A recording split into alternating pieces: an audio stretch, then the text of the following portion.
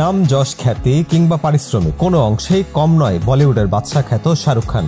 অনেকেই ভালোবেসে ডাকে কিং খান। সিনেমার পর্দায় কিং খানের উপস্থিতি মানেই দর্শকদের একটু বেশি উত্তেজনা।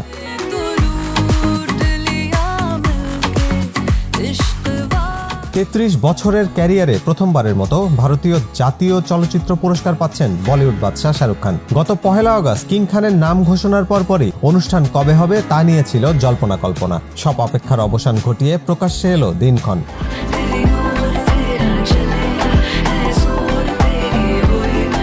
ভারতীয় গণমাধ্যম বলছে আগামী ২৩ সেপ্টেম্বর বিকেল ৪টায় দিল্লির বিজ্ঞান ভবনে অনুষ্ঠিত হবে জাতীয় চলচ্চিত্র পুরস্কার প্রদান অনুষ্ঠান। অন্যদিকে পোল্যান্ডে নিজের আসন্ন সিনেমা কিং এর শুটিং করছিলেন শাহরুখ খান। পুরস্কারের তারিখ ঠিক হওয়ায় শুটিং স্থগিত রেখে কিং খান দেশে ফিরছেন এমন খবর শোনা যায়। বলিউডের তথ্য অনুযায়ী ৭১তম জাতীয় চলচ্চিত্র পুরস্কার বিজয়ী এবং জুরি সদস্যদের সময়, তারিখ ও অনুষ্ঠান স্থল সম্পর্কিত তথ্য চিঠি ও আমন্ত্রণপত্রের মাধ্যমে জানানো হয়েছে।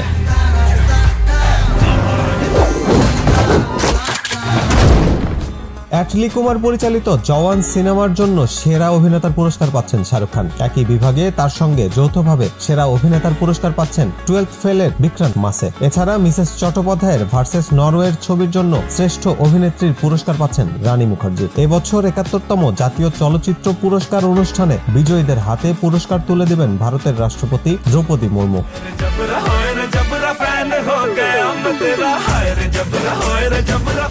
এছাড়াও সালমান খানের পর এবার পাঞ্জাবে বন্যা দুর্গতদের পাশে দাঁড়াচ্ছেন বলিউড বাদশা। গত ৩৭ বছরের মধ্যে এমন ভয়াবহ বন্যা দেখেনি পাঞ্জাব। ক্রমাগত অতি ভারী বৃষ্টির জেরে পানির নিচে চলে গেছে পাঞ্জাবের বিস্তীর্ণ এলাকা। সিনেমার শুটিং কিংবা ছেলের সিরিজের প্রচারণা নিয়ে ব্যস্ত থাকলেও বন্যা বিধ্বস্ত পাঞ্জাবের পাশে দাঁড়াতে ভোলেননি শাহরুখ খান। তার স্বেচ্ছাসেবী সংস্থা মীর ফাউন্ডেশনের দৌলতে নিঃশব্দে সহযোগিতা করছেন।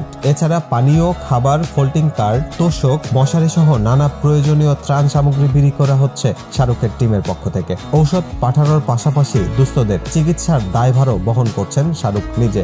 হাসান অয়ন, উইকলি ইনকিলাব।